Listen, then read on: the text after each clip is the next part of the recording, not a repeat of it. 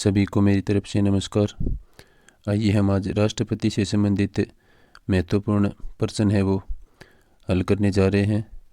और यहाँ पर राष्ट्रपति से संबंधित जितने भी महत्वपूर्ण अनुच्छेद हैं उनको हमने सबसे पहले शामिल किया है, और वो भी क्रमानुसार। तो सबसे पहला प्रश्न हमने जो शामिल किया है कि भारत का एक राष्ट्रपति होगा, अर्थात जो राष्ट्रपति है वो किस अनुच्छेद से शुरू होता है राष्ट्रपति टॉपिक। तो उसका पहला प्रश्न यही है कि भारत का एक राष्ट्रपति होगा, यह किस अनुच्छेद में वर्णित है। तो यह अनुच्छेद 52 के अंतर्गत वर्णित है। अब हम राष्ट्रपति से संबंधित जितने भी अनुच्छेद हैं उनको क्रमानुसार यहाँ पर पढ़ेंगे।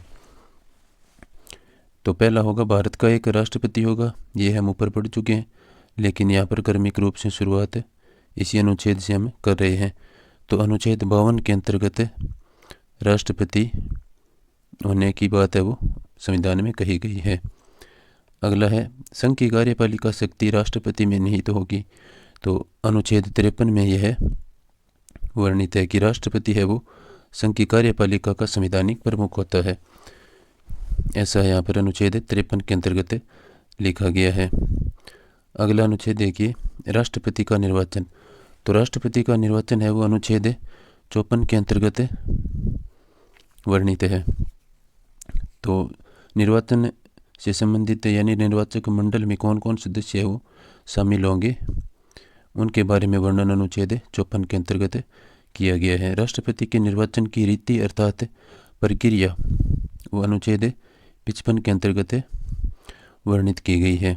और अगला है राष्ट्रपति की पदावधि अर्थात कार्यकाल है वो अनुच्छेद 56 के अंतर्गत वर्णित किया गया है।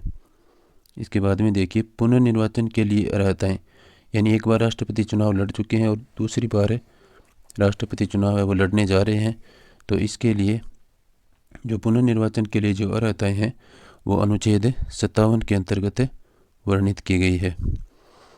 अगला है राष्ट्रपति निर्वाचित होने के लिए योग्यताएँ। तो वो अनुच्छेद 58 के अंतर्गत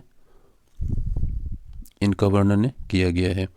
और राष्ट्रपति पद के लिए शर्तें अर्थात जो प्रस्तावक और अनुमोदक से संबंधित जो विवरण है वो अनुच्छेद 59 के अंतर्गत अर्थात 59 के अंतर्गत दिया गया है।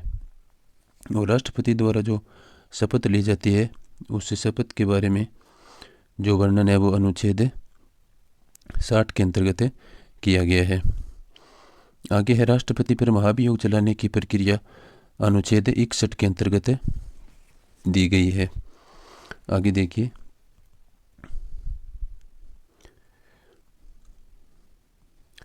राष्ट्रपति पद की रिक्ति को भरने के लिए निर्वाचन कराने का समय और आकस्मिक रिक्ति को भरने के लिए निर्वाचित व्यक्ति की पदावधि अनुच्छेद 62 के अंतर्गत दी गई है।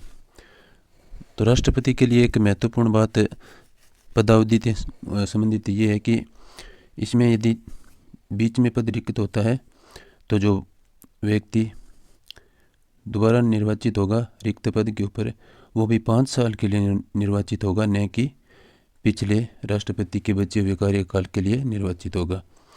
तो पूरे 5 वर्ष के लिए हर बार राष्ट्रपति चुनाव है वो होता है।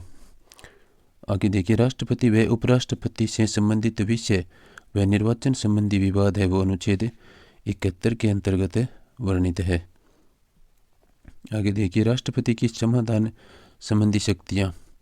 तो राष्ट्रपति के समाधान से संबंधित जो शक्तियाँ हैं वो अनुच्छेद 72 के अंतर्गत दी गई है। तो ये क्रमिक अनुच्छेद थे। अब इन अनुच्छेद को हमें व्याख्यात्मक रूप से यहाँ पर पढ़ेंगे आगे।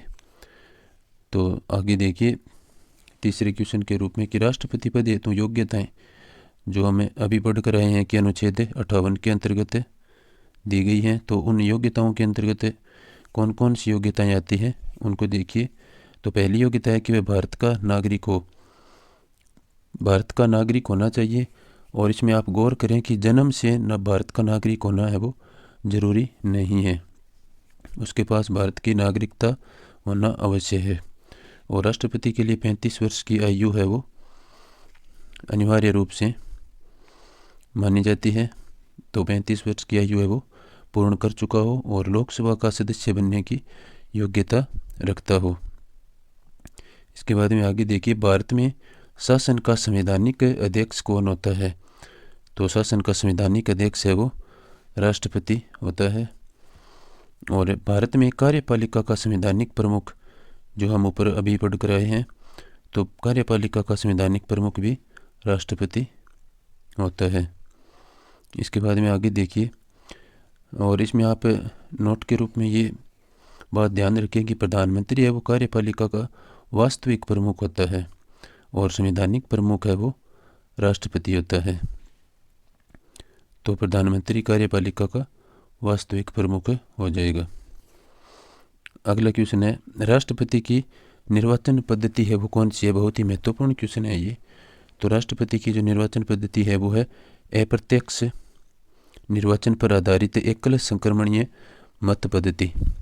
बहुत ही महत्वपूर्ण क्वेश्चन है ये राष्ट्रपति टॉपिक का।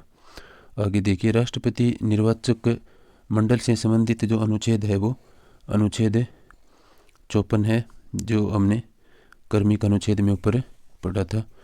तो आज की वीडियो में इतना ही। बाकी जो बचे हुए अनुच्छेद हैं उनको व्याख्यात्मक रूप में अगले वीडियो में पढ़ेंगे। यदि आपको वीडियो अच्छा लगा हो तो इसको लाइक और शेयर करें।